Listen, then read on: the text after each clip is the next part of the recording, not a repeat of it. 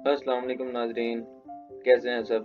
उम्मीद है कि सब खैरियत से होंगे। मैं हूं आपका होस्ट पीर शाह और आज मैं आपके लिए लेके आया हूं सीएसएस के जो एंथ्रोपोलॉजी एक सब्जेक्ट है उसके कुछ इंपॉर्टेंट जो टॉप 50 एमसीक्यूज हैं जो मोस्टली रिपीट होते हैं वो आपके लिए लेके आया हूं। और आज हम उस पर डिस्कशन करेंगे और मैं आपको बताऊंगा कि उसके में कौन कौन से जो एमसीक्यूज हैं वो इम्पोर्टेंट हैं और उनके क्या क्या आंसर हैं और उसके पीछे क्या वजह है।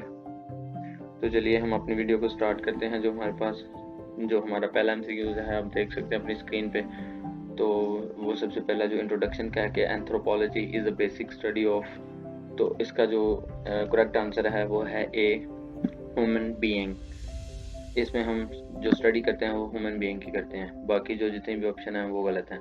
उसके बाद जो दूसरा एमसीक्यू है वो हमारे पास है the sub discipline of anthropology that studies the diversity of the human behaviour in the past is.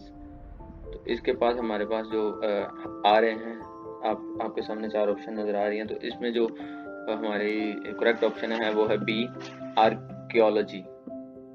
इसमें हम हिस्ट्री को डील करते हैं। उसके बाद है the study of the bodies and behaviours of human like species such as monkeys and apes is called.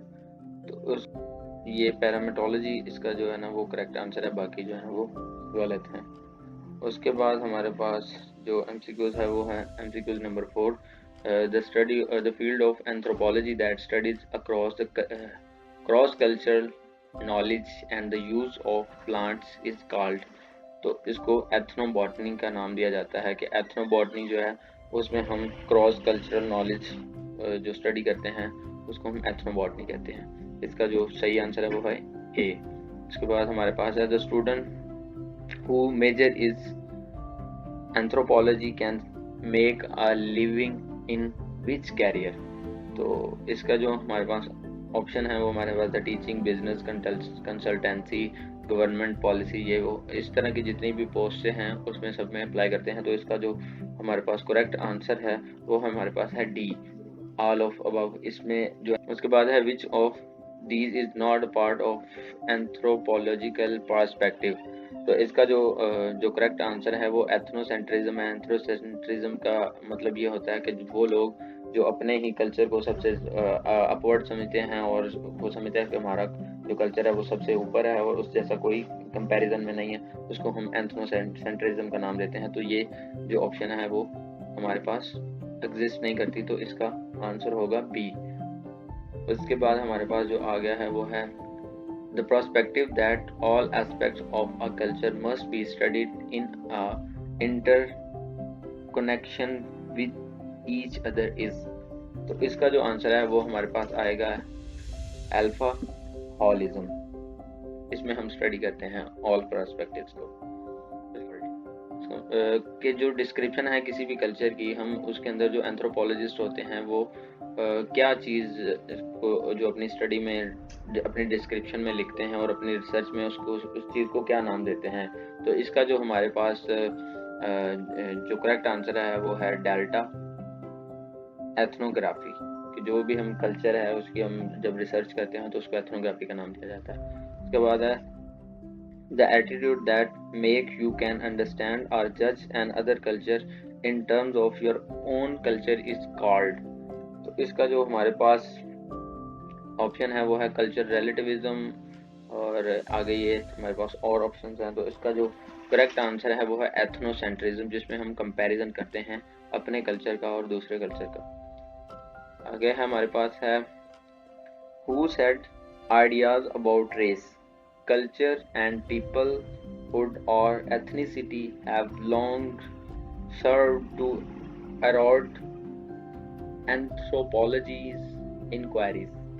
तो उन्होंने कहा है कि ये जो हमारे पास एक कोटेड जो कोट दी गई है वो किस बंदे ने जो है ना वो कल्चर के बिना पे इसको कोट किया था और वो किस बंदे ने कहा था। तो इसका जो करेक्ट आंसर है हमारे पास वो है ए, एरिक आर वॉल्फ।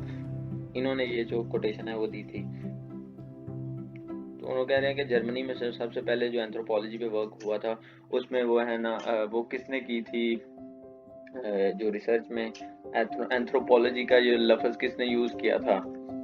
तो इसका जो आंसर है वो हमारे पास डी आएगा, जो ए और बी इन दोनों के जो है ना वो रिसर्च में यूज हुई थी।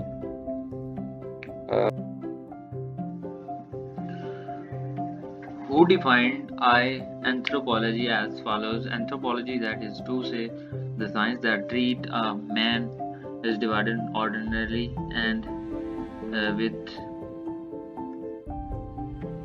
reason into anatomy, which consider the body and the parts, and psychology, which speaks about the soul. तो इसका जो हमारे पास करेक्ट आंसर है वो है A. Name the neurosurgeon who had taken an interest in the pathology of speech.